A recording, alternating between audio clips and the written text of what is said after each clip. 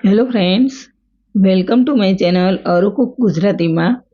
આજે બનાવીશું વ્રત કે ઉપવાસમાં ખાઈ શકાય તેવી નવી ફરાળી ચાટ. ખૂબ જ ટેસ્ટી અને એકદમ ચટપટી આ ચાટ તમે જો બનાવી લેશો તો તમારે બીજા કોઈ પણ ફરાળ બનાવવાની કે ખાવાની બિલકુલ જરૂર નથી પડતી. તમને ગમે ત્યારે ભૂખ લાગે તો પણ તમે આ ચાટ માત્ર 5 જ મિનિટમાં ફટાફટ બનાવીને ખાઈ શકો છો. ફ્રેન્ડ્સ, જો તમને મારી રેસિપીના વિડીયો જોવા ગમતા હોય તો વિડીયોને લાઇક કરી દેજો, વધુને વધુ શેર કરી દેજો અને મારી રેસિપીના બીજા નવા વિડીયો જોવા માટે હજુ સુધી તમે ચેનલ સબસ્ક્રાઈબ ન કરી હોય તો સબસ્ક્રાઈબ કરી દેજો. તો ફરાળી ચાટ બનાવવા માટે એક બાઉલ લઈ લઈએ. હવે તેમાં 150 ગ્રામ જેટલી કેળાની વેફર નાખીશું અને કેળાની વેફરને આ રીતે થોડી ભાંગી લઈએ એટલે ચાટ એકદમ સરસ મિક્સ થઈ શકે. તો આપણે કેળાની વેફરને આ રીતે થોડી ભાંગી અને તૈયાર કરી લીધી છે. હવે તેમાં 2 ઝીણા કાપેલા ટામેટાં નાખીશું. ટામેટાની અંદર રહેલો બીજનો ભાગ કાઢી અને આપણે તેને આ રીતે ઝીણા કટ કરેલા છે. હવે એક કાચી પાકી કેરીના પીસ નાખીશું.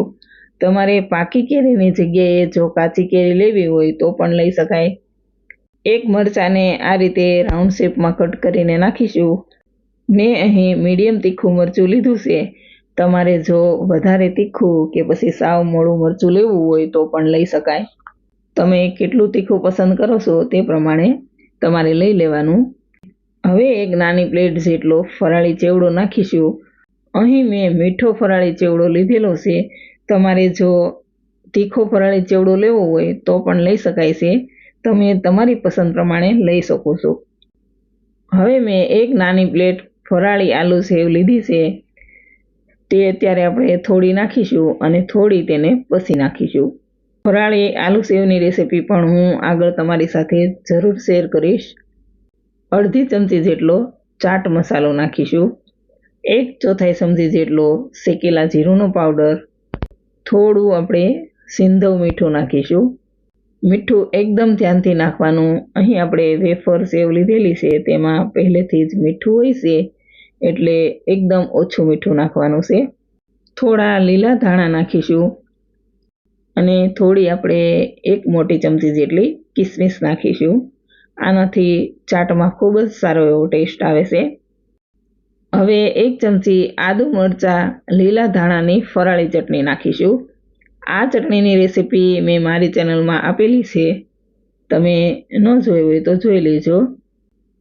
ચાટને એકદમ ચટપટો ટેસ્ટ આપવા માટે 2 ચમચી જેટલી ખજૂર આંબલીની મીઠી ચટણી નાખીશું. ખજૂર આંબલીની ચટણીની રેસીપી પણ તમને મારી ચેનલમાં મળી જશે. અને જો તમારે ખજૂર આંબલીની ચટણીની જગ્યાએ લીંબુનો રસ નાખવો હોય તો પણ તમે નાખી શકો છો. હવે બધું જ સારી રીતે મિક્સ કરી લઈએ. આ સિવાય આ ચાટમાં તમે તમારી પસંદ પ્રમાણે કે પછી સિઝન પ્રમાણે કોઈ પણ ફ્રૂટ્સ ઉમેરી શકો છો. તમે તેમાં બાફેલા બટેટા, કાકડીના પીસ વગેરે ફરાળમાં લઈ શકાય તે ઉમેરી શકો છો. હવે બધું જ બરાબર મિક્સ થઈ ગયું છે. ચાટ એકદમ રેડી છે. તો તૈયાર થયેલી ચાટને સર્વ કરી લઈએ. આ ચાટ બનાવવામાં કોઈ વધારે સમય નથી લાગતો. ગમે ત્યારે ભૂખ લાગી હોય તો એકદમ ફટાફટ આ ચાટ તૈયાર થઈ જાય છે. ચોમાસાની ઋતુમાં ચાટ ખાવાની ખૂબ જ મજા પડે છે. હવે ચાટ પર થોડી ફરાળી આલુ સેવ અને લીલા ધાણા નાખીશું તો છે ને એકદમ સરળ. તમે પણ આ ચાટ જરૂર બનાવજો. વિડીયો પસંદ આવે તો લાઈક કરવાનું બિલકુલ ન ભૂલતા. શેર જરૂર કરી દેજો અને હજુ સુધી જો ચેનલ સબસ્ક્રાઈબ ન કરી હોય તો સબસ્ક્રાઈબ જલ્દીથી કરી દેજો. Thank you for watching.